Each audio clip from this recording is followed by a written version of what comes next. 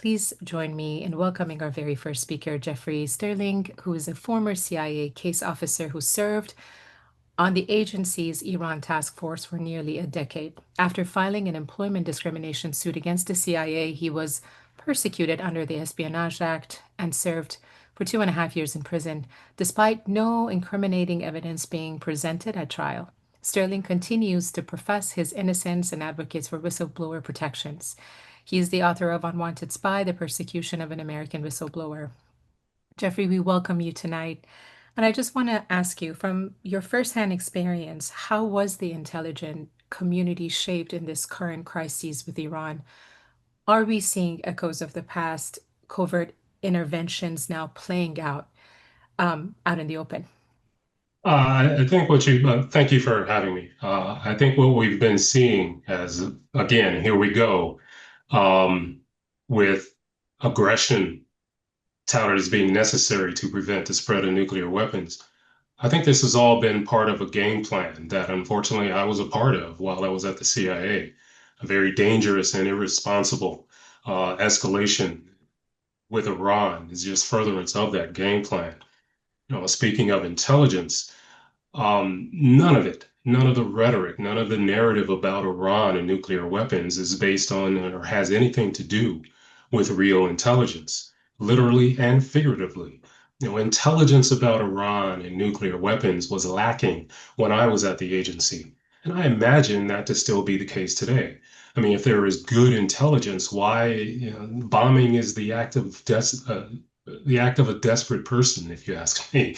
But the same claims that Iran is on the brink of having nuclear weapons were being made over 20 years ago when Operation Merlin was thought of and executed.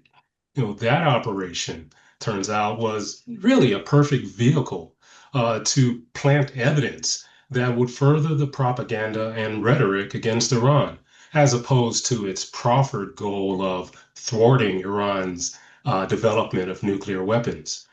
The current claims are no different. And of course, we've seen this all before with the buildup to and the invasion of Iraq. It's the same game plan. Build a rhetoric, feign immediate danger, and act on it, feeling completely justified. In fact, before I was removed from Operation Merlin and the agency, um, the idea was expressed to me about that operation that if it worked against Iran, it could work against another I in the region. I, of course, being the letter I. That I think encapsulates the approach that this country has made towards the Middle East and particularly to Iran. It's all part of the game plan. It's not there's no aspect of let's seek out peace or real negotiations. It's all about war. It's all about aggression. We're seeing that heavy-handed, arrogant approach play out right now. So, as I think about it, just from my experiences, what is next? So we bombed Iran, Israel the same. It's like, well, what is the goal? What is the end plan? End game? More bombings after the supposed ceasefire takes effect. And as I think about it, and from my years of experience in working and learning about Iran and our approach to Iran, I think it not unreasonable for anyone to ask, why shouldn't Iran develop a nuclear weapon? Now, I'm not saying that they should or that they will choose to do so. But as old as the accusation is, you would think by now they would have developed a nuclear arsenal and let the whole world know about it. But we have been, as much as we claim that we don't want them to have nuclear weapons, it seems like what alternative does Iran have? Particularly as the US and Israel, both nuclear powers, by the way, have been pushing Iran in that direction for years through oppressive sanctions, false claims of development, and isolation in a game plan that has been unrelenting for decades. What choice does Iran have? Nuclear weapons or not? The International Atomic Energy Agency says that there's no proof that Iran is working towards the development of nuclear weapons, yet the accusations remain. A non-nuclear weapon Iran doesn't fit the narrative. the U.S. leaving the JCPOA, U.S. and Israel feigning negotiation while preparing for attack. Iran has at least shown given the appearance of wanting to negotiate, wanting to return to the international community.